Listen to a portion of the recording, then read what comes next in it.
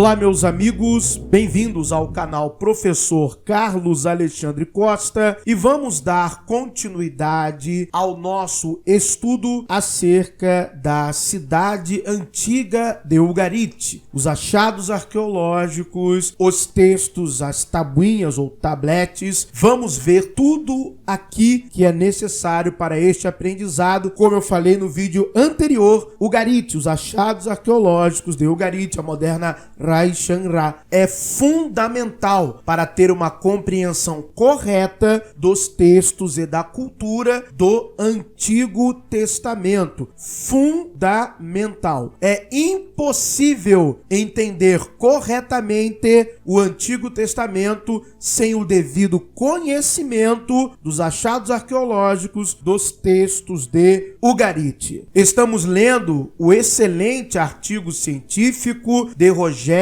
Lima de Moura, A Cidade de Ugarit, Contribuições para o Estudo da Religião do Israel Antigo. Rogério Lima de Moura é bacharel em teologia pela Universidade Presbiteriana Mackenzie, mestre em ciência da religião pela Universidade Metodista de São Paulo. Vamos dar continuidade à leitura a partir da página 3 do seu artigo publicado. História de Ugarit. Eu vou lendo e fazendo os meus comentários. Também, durante a leitura do artigo, estará aparecendo também as referências bibliográficas que eu sempre estou me baseando no canal Verdades Ocultas da Bíblia para fazer conteúdo acerca de Ugarit. Ugarit teve uma longa história. Os antigos assentamentos dos sítios datam do período neolítico, 6.500 antes da Era Comum, e continuou até aproximadamente o fim da Idade do Bronze Tardia, quando se tornou um centro comercial próspero. Antes da descoberta do sítio na antiga Ugarit, estudiosos só conheciam seu significado e existência através dos arquivos de Amarna escavados no Egito e em Bog Haskoi, na Ásia Menor. A fase mais importante da história de Ugarit começa aproximadamente em 1900 antes da Era Comum. A lista de reis de Ugarit, KTU 113, e a literatura épica fornecem informações sobre o crescimento nesse período de tribos de pastores seminômades na estepe mesopotâmica, conhecidos como Amoritas, que se estabeleceram em Ugarit e iniciou uma nova fase em sua história. Trazendo aqui um comentário, sempre ressaltando para vocês que, na minha percepção, um dos épicos mais importantes, ou uma das epopeias mais importantes da literatura ugarítica, é o épico de Akhat. Sim, o épico de Quiret é muito importante, o ciclo de Baal sem precedentes, muito importante, mas também a epopeia de Akhat nos traz muitos paralelos com a literatura bíblica do Antigo Testamento, principalmente no que diz respeito ao personagem Daniel. Claramente, já mostrei em estudos no canal Verdades Ocultas da Bíblia que o Daniel bíblico foi inspirado neste Daniel. Inclusive, eu faço um estudo em que eu demonstro que até mesmo a tradução da Bíblia hebraica feita pelos maçoretas apresenta uma regra gramatical, como se escreve e como se lê, que denuncia, que aponta que o Daniel bíblico é inspirado no Daniel de Akhat. Inclusive, até mesmo, nós vemos esta menção no livro do profeta Ezequiel, que traz um apontamento direto para esta tradição cananeia ugarítica. A fundação da dinastia real ugarítica até a sua destruição são traçadas dessa expansão amorita. A prosperidade de Ugarit nesse tempo foi comparada aos grandes reinos do Antigo Oriente. Primeiro, o reino de Mari, no primeiro milênio antes da Era Comum, depois o Egito e, finalmente, o reinado hitita. Mari foi particularmente um importante sítio no Médio Eufrates, que prosperou sobre os amoritas no segundo milênio antes da Era Comum. Nesse período, Ugarit foi também um centro comercial para os faraós da 12ª e 13ª dinastias. Diversas estátuas do reinado médio escavadas em Ugarit testificam a função da cidade como portão comercial egípcio para a Mesopotâmia e o Império Babilônico. Não há informações a respeito de uma presença militar egípcia em Ugarit nesse período. Eu já fiz vídeos também no canal Verdades Ocultas da Bíblia falando acerca dessa questão da importância comercial da cidade de Ugarit no seu auge, no seu florescer. E principalmente também que ela foi um centro cultural muito importante para o mundo antigo no que diz respeito ao aprendizado da escrita e à produção literária, que impactou de maneira positiva do ponto de vista da religião toda a cultura cananeia, toda a cultura do Levante, por assim dizer. Durante o período do reinado dos Ixos no Egito, 1674 a 1567, aproximadamente antes da Era Comum, os hurritas ganharam o controle de Ugarit e a cidade manteve abertas relações com o reinado de Mitanni, no norte da Síria. Os reis hurritas romperam os vínculos com os egípcios enquanto buscavam aumentar o relacionamento com Ugarit e a Mesopotâmia. Nesse tempo, a cidade de Ugarit sofreu um período de declínio. Iniciando-se com a 18ª dinastia, durante o reinado tardio, o Império Egípcio se reafirmou no norte da Síria. Lembrando que eu já trabalhei amplamente essa questão da dominação egípcia na terra de Canaã. O Império Egípcio com a anexação de terras sírio-palestinas. Então toda aquela região da Palestina, toda aquela região cananeia fazia parte do Império Egípcio. Nós temos o período Amarna, principalmente, que demonstra claramente a troca de correspondências e a relação de vassalagem entre os reis das cidades-estados de Canaã com o faraó egípcio. Principalmente, nós temos uma literatura abrangente no que diz respeito às cartas direcionadas ao faraó Akenaton ou Akenaton. E lembrando que esta questão de submissão da terra de Canaã ao Egito não abrange somente esse período Amarna, mas desde antes de Tutmés III, ou Tutmose III, inclusive Tutmose III, que foi o grande rei que consolidou o Império Egípcio até o Eufrates, exatamente isso. Temos diversas evidências arqueológicas. Eu já trabalhei a história de dominação de Tutmose III, suas campanhas militares em Canaã. Já tratei disso diversas vezes lá no canal Verdades Ocultas da Bíblia, demonstrando até que tem paralelos bíblicos, inclusive no segundo livro do profeta Samuel, no capítulo 8, que vai listar conquistas militares de Davi, que na verdade são cópias das conquistas militares de Tutmés ou Tutmose III.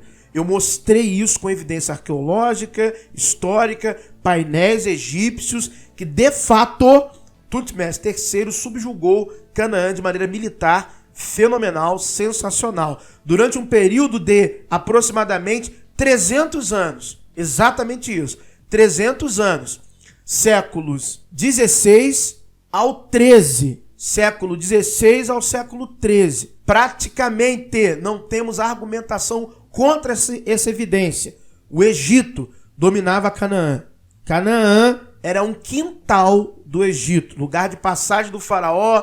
O faraó mandou guardas, o faraó mandou várias questões geopolíticas, várias questões econômicas. Era o faraó que mandava em Canaã. E isso com evidências, com achados, correspondências do faraó para Canaã, dos reis das cidades-estados para o faraó. Então, não é uma questão que está aberta à argumentação contrária, porque as evidências são estas, infelizmente, né? O pessoal aí que sempre conduziu o êxodo com uma verdade histórica. Eu falo isso com tristeza, porque eu sei que diversos irmãozinhos crentes acreditam fielmente nas questões do êxodo, mas você foi enganado, mentiram para você. Exatamente isso, né? Os seus estudiosos favoritos mentem para você na cara de pau e nunca irão apresentar para você, como eu apresento lá no canal Verdades Ocultas da Bíblia, a evidência real, o nome do arqueólogo que escavou, quando escavou, o artigo científico publicado e revisado por pares, o livro,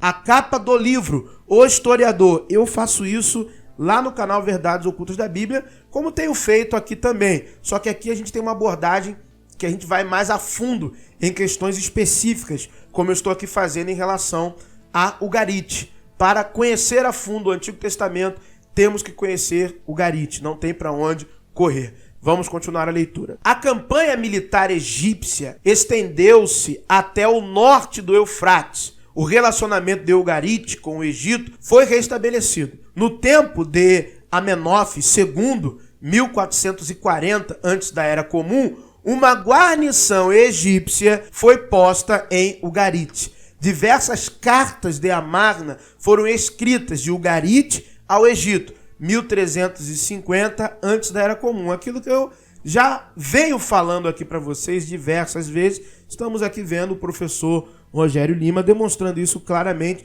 no seu artigo publicado com diversas referências bibliográficas tratando desses assuntos. Ganhando com a prosperidade e estabilidade do reinado egípcio, Ugarit experimentou um momento de crescimento e prosperidade entre o século XV ao século XIV, antes da Era Comum. E esses séculos representaram o auge e a idade de ouro da cidade. É nesse período que a literatura ugarítica começa a florescer. Os estudiosos afirmam que a literatura épica de Ugarit, a qual foi transmitida oralmente por séculos, foi escrita durante o reinado de Nikmadu II, 1350, antes da Era Comum. A lista de reis de Ugarit mostra uma tradição dinástica. Amistanru I, 1350 antes da Era Comum, Nikmadu II, 1350 a 1315 antes da Era Comum, Arrubu, 1315 a 1313 antes da Era Comum, Nikmepa, 1313 a 1260 antes da Era Comum, Aminstanru II, 1260 a 1235 antes da Era Comum, Ibiranu, 1235. Aí tem uma pequena imprecisão, 1225, 1220 antes da Era Comum, Nikmadu III, 1225, 1220 a 1215 antes da Era Comum, e Amurapi,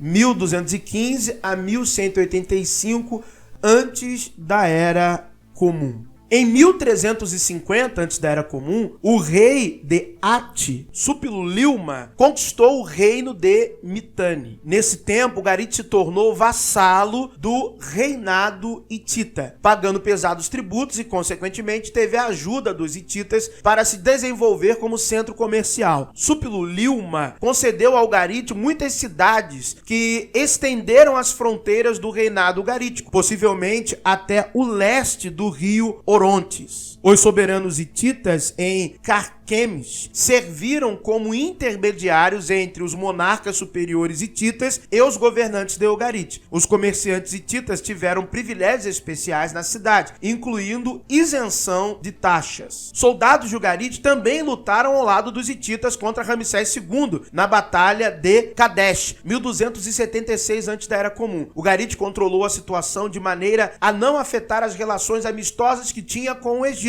Uma estela mostra que um escriba real egípcio foi nomeado para estar na corte real ugarítica. Ugarit aparentemente serviu como um tampão para diminuir as rivalidades entre a Mesopotâmia e o Egito durante esse período e prosperou como porto neutro e canal do comércio internacional. Uma carta do rei de Tiro para o rei de Ugarit ilustra a prosperidade e riscos do florescente comércio marítimo desse período, KTU 238. Essa questão, do embate entre os egípcios, e o reinado ou o reino hitita, ela é muito bem desenvolvida e nós temos muita cultura material para falar dessa questão. Eu falei sobre isso em um vídeo lá no canal Verdades Ocultas da Bíblia, em que justamente eu estava tratando acerca da disputa de território em Canaã, mostrando a impossibilidade da conquista por parte de Josué por causa das tensões geopolíticas que haviam em volta. todo mundo queria um pedaço de Canaã.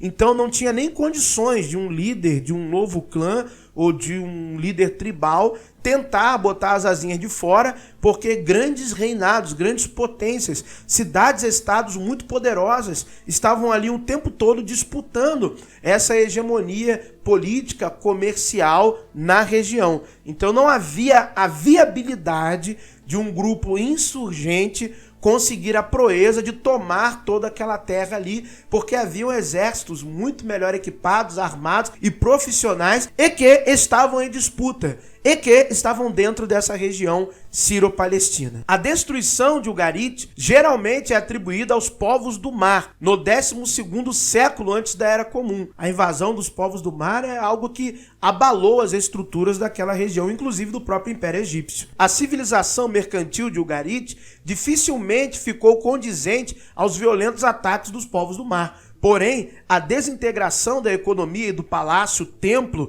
da cidade começaram antes das migrações dos povos do mar na região. O fim do período tardio da Idade do Bronze foi marcado por um processo geral de ruralização, que minou a manutenção da economia urbana e acelerou o fim de Ugarit, assim como de outros reinos da Idade do Bronze tardia. Essa é uma questão também que Israel Filkenstein vai tratar no seu livro, quando ele começa a falar ali um pouco das cidades-estados de Canaã. Muito obrigado por terem assistido a este vídeo no canal Professor Carlos Alexandre Costa. Espero estar ajudando e contribuindo muito para o conhecimento de vocês acerca da antiga cidade de Ugarit. Lembre-se, nós ainda iremos falar dos achados de Ugarit, dos textos propriamente dito, e faremos comparações também com trechos da Bíblia hebraica. Um abraço a todos.